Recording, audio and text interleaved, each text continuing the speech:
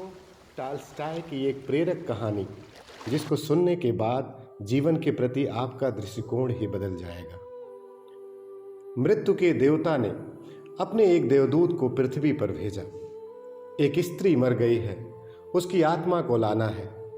देवदूत आया तो, लेकिन बहुत चिंता में पड़ गया, क्योंकि जिस स्त्री की मृत्यु हुई है उसकी 3 छोटी छोटी जुड़वा लड़कियां हैं।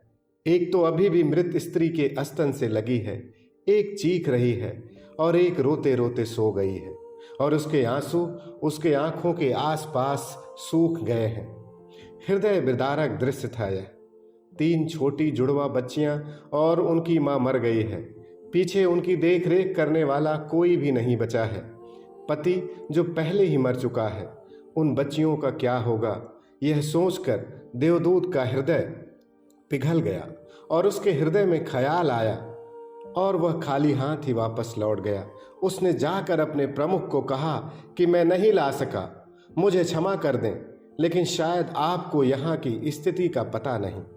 3 छोटी बच्चियां हैं, दूध पीती, एक तो अभी भी अस्तन से लगी है, एक रोते रोते सो गई है, एक अभी भी चीख पुकार कर रही है। मेरा हृदय लाने को राजी नहीं हो सका। क्या यह नहीं हो सकता कि स्त्री को कुछ और दिन का जीवन दे दिया जाए, कम से कम लड़कियां थोड़ी बड़ी हो जाएं? मृत्यु के देवता ने कहा, तो तू समझदार हो गया है, उससे भी ज्यादा समझदार जिसकी मर्जी से मृत्यु होती है और जिसकी मर्जी से ही जीवन होता। तो तुमने पहला पाप तो कर ही दिया, और अब इसकी सजा तुम्हें मिलेगी। और सजा यह है कि तुझे पृथ्वी पर चले जाना होगा, और जब तक तू 3 बार अपनी ही मूर्खता पर नहीं हंस लेता, तब तक वापस नहीं आ सकेगा। थोड़ा ध्यान से समझिएगा, 3 बार ना हंस लेगा अपनी ही मूर्खता पर, क्योंकि दूसरे की मूर्खता पर तो हमारा अहंकार हंसता ही है। जब अपनी मूर्खता पर हंसते हो तब अहंकार टूटता है। देवदूत राजी हो गया दंड भोगने को। फिर भी उसे लगा, सही तो मैं ही हूं, और हंसने का मौका कैसे आएगा। और फिर फेंक दिया गया उसे जमीन पर।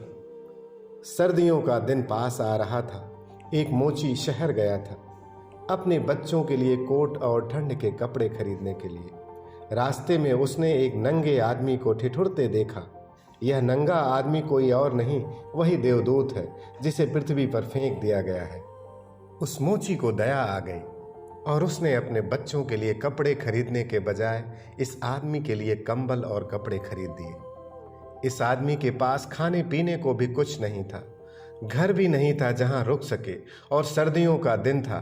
तो मोची ने कहा, तुम मेरे साथ ही आ जाओ, लेकिन ध्यान रखना, अगर मेरी पत्नी नाराज हो, और वह होगी जरूर, क्योंकि बच्चों के लिए कपड़े खरीदने आया था, वह पैसे तो खर्च हो गए। वह अगर नाराज हो, चिल्लाए, तो तुम परेशान मत होना, थोड़े दिन में सब ठीक हो जाएगा। उस देवदूत को लेकर मोची घर लौटा, और मजे की बात तो यह है कि ना तो गरीब मोची को पता है कि देवदूत घर में आ रहा है, और ना ही उसकी पत्नी को पता है। जैसे ही देवदूत को लेकर वह घर पहुंचा, पत्नी एकदम गुस्से से पागल हो गई, बहुत नाराज हुई, बहुत चीखी और चिल्लाई, और देवदूत पहली बार हंसा। मोची ने कहा, हंसते हो, बात क्या है? देवदूत ने कहा, जब मैं 3 बार हंस लूंगा तब तुम्हें बता दूंगा। देवदूत हंसा पहली बार, क्योंकि उसने देखा कि इस स्त्री को पता ही नहीं है कि मोची देवदूत को घर में लाया है। देवदूत जिसके आते ही घर में हजारों खुशियां आ जाएंगी, लेकिन आदमी देख ही कितनी दूर सकता है। पत्नी तो केवल यही सोच पा रही है कि एक कंबल और बच्चे के कपड़े नहीं आ सके। जो खो गया है उसे ही देख पा रही है, पर जो मिला है उसे उसका अंदाजा ही नहीं है। मुफ्त में घर में देवदूत आ गया है, जिसके आते ही हजारों खुशियों के द्वार खुल जाएंगे, इसलिए देवदूत हंसा। अब क्योंकि वह देवदूत था, 7 दिनों में ही उसने मोची का सारा काम काज करना सीख गया, और उसके द्वारा बनाए गए जूते इतने प्रसिद्ध हो गए कि मोची महीने भर के भीतर धनी हो गया। 6 महीने बीतते बीतते तो उसकी ख्याति सारे देश में फैल गई कि अब उस जैसा जूते बनाने वाला कोई और नहीं, क्योंकि वह तो देवदूत था जो जूते बनाता था। अब तो सम्राटों के जूते भी वही बनाने लगे।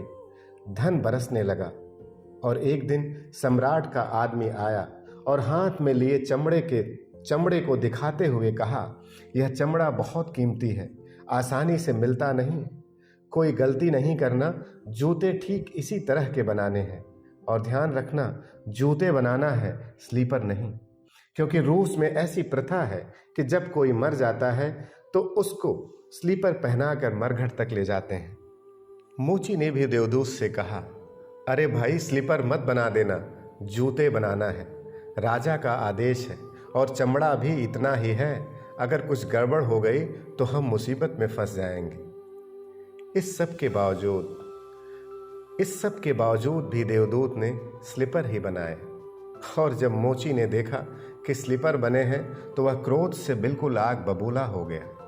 वह तो लकड़ी उठाकर देवदूत को मारने को तैयार हो गया और गुस्से से बोला, तुम तो मेरी फांसी ही लगवा दोगे। और जब तुम्हें बार बार कहा था कि स्लीपर नहीं बनाने हैं तो फिर यह स्लीपर किस लिए? देवदूत फिर से खिलखिलाकर हंसा। तभी एक आदमी सम्राट के घर से भागा हुआ आया। उसने कहा, जूते मत बना देना, स्लीपर बनाना, क्योंकि सम्राट की मृत्यु हो गई है। भविष्य तो अज्ञात है, सिवाय उसके और किसी को ज्ञात नहीं। और आदमी तो अतीत के आधार पर निर्णय लेता है। सम्राट जिंदा था तो जूते चाहिए थे और मर गया तो स्लीपर चाहिए। मोची तो देवदूत के पैर पकड़कर माफी मांगने लगा। कहा कि मुझे माफ कर दो, मैंने तो तुम पर क्रोध किया। देवदूत ने कहा, कोई हर्ज नहीं है, मैं अपना दंड भोग रहा हूं। लेकिन देवदूत आज दोबारा हंसा था। मोची ने हंसने का कारण पूछा तो देवदूत ने कहा, 3 बार हंस लो तब बताऊंगा। पर दोबारा शायद इसलिए हंसा था कि भविष्य तो हमें ज्ञात नहीं है, इसलिए हम आकांक्षाएं करते हैं जो कि बिल्कुल व्यर्थ है। हम अभिप्साएं करते हैं जो कभी पूरी नहीं होंगी। हम वह मांगते हैं जो कभी नहीं घटेगा, क्योंकि कुछ और ही घटना तय है। हमसे बिना पूछे हमारी नियति घूम रही है और हम व्यर्थ ही बीच में शोरगुल मचाते हैं। चाहिए स्लीपर और सम्राट की तरह हम जूते बनवाते हैं। मरने का वक्त करीब आ रहा है और हम जिंदगी का आयोजन करते फिरते हैं। और तभी देवदूत को अचानक उन 3 बच्चियों का ख्याल आया। देवदूत को लगा कि वह नाहक ही बीच में आया। उसे क्या पता कि भविष्य में उनका क्या होने वाला है। वह यह सब सोच ही रहा था कि तीसरी घटना भी घटी। उस दिन 3 जवान लड़कियां आईं। उनकी शादी हो रही थी और तीनों को शादी के जूते बनवाने थे। एक बूढ़ी महिला भी उनके साथ आई थी जो कि बहुत धनी थी। देवदूत पहचान गया, ये वही लड़कियां हैं तीनों जिनको वह मृत मां के पास छोड़ गया था और जिनकी वजह से वह आज दंड भोग रहा है। वह सुंदर है, स्वस्थ है। उसने बूढ़ी औरत से पूछा तो बूढ़ी औरत ने बताया कि पड़ोसन की लड़कियां हैं। गरीब औरत थी बेचारी, उसके शरीर में दूध भी ना था, उसके पास पैसे भी नहीं थे और 3 जुड़वा बच्चे वह उनको दूध पिलाते पिलाते ही मर गई। लेकिन मुझे दया आ गई। मेरे पास कोई बच्चे नहीं थे तो मैंने इन तीनों बच्चों का पालन किया। अगर माँ जिंदा होती तो शायद ये तीनों बच्चियां गरीबी, भूख और दरिद्रता में बड़ी होती। माँ मर गई, इसलिए बच्चियां बहुत बड़े धन, वैभव और संपदा में पली और बढ़ी। आज बूढ़ी की सारी संपदा की यही तीनों मालिक हैं। सम्राट के परिवार में इन तीनों का विवाह हो रहा है। देवदूत तीसरी बार हंसा और मोची को कहा कि ये 3 कारण हैं। भूल मेरी थी, नियति बड़ी है। हम जो देख पाते हैं उससे उसका कोई अंदाजा नहीं लगा पाते जो होने वाला है। मैं अपनी मूर्खता पर 3 बार हंस लिया हूँ। मेरा दंड पूरा हो गया है और अब मैं जाता हूँ।